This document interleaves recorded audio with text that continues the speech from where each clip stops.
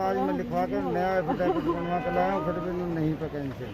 अपने जरा से बच्चों को छोड़ के, मेरी 14 साल की बेटी है, उसको छोड़ के 17 साल के बेटे को छोड़ के मैं अकेली घूम रही हूँ फील्ड में। विधान परिषद स्थानीय प्राधिकरण निर्वाचन क्षेत्र मेरठ गाजियाबाद के चुनाव में कुल 14 प्रत्याशियों ने अपना नाम दिया, जिसमें मेरठ से प्रत्याशी पूनम सिंह ने भी अपना नामांकन भरा था। लेकिन फिर अचानक नामांकन से पूनम सिंह का नाम हट गया, जिसके बाद पूनम सिंह कलेक्ट्रेट के सामने फूट फूट कर रोने लगी। अचानक ऐसा क्या हुआ कि महिला ऐसे फूट फूट कर रोने लगी, सब बताएंगे। लेकिन उससे पहले आप सभी को मेरा नमस्कार। मैं हूं पल्लवी अग्रहरी, आप देख रहे हैं नेटवर्क 24। स्वागत है आप सभी का हमारे खास कार्यक्रम स्पेशल रिपोर्ट में।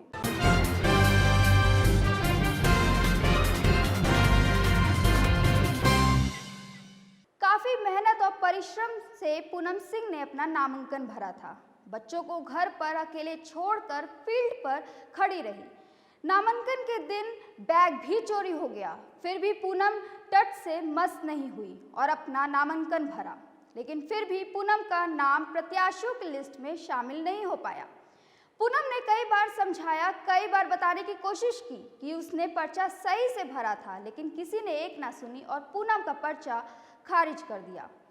क्यों पूनम की इतनी मेहनत के बाद उसका नाम हटा दिया गया, बताएंगे। लेकिन उससे पहले एक बार ये वीडियो देखें। मैं पूनम सिंह प्रत्याशी हूँ।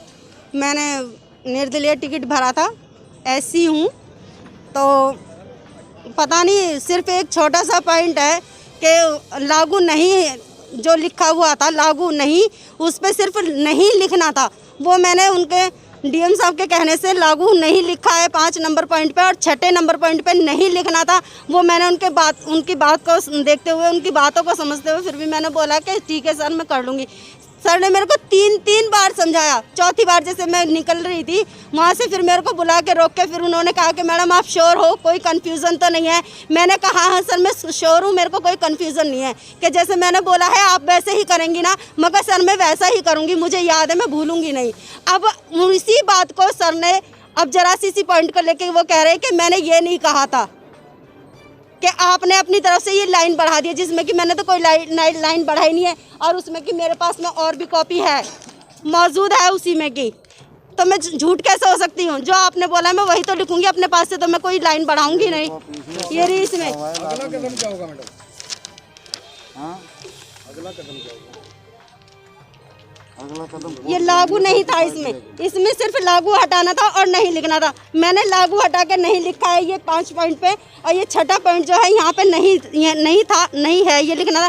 तो इसको यहाँ पे लिखना था कि नहीं था, नहीं है, तो मैंने वही लिखा है। तो फिर मैं गलत कैसे हो सकती हूँ?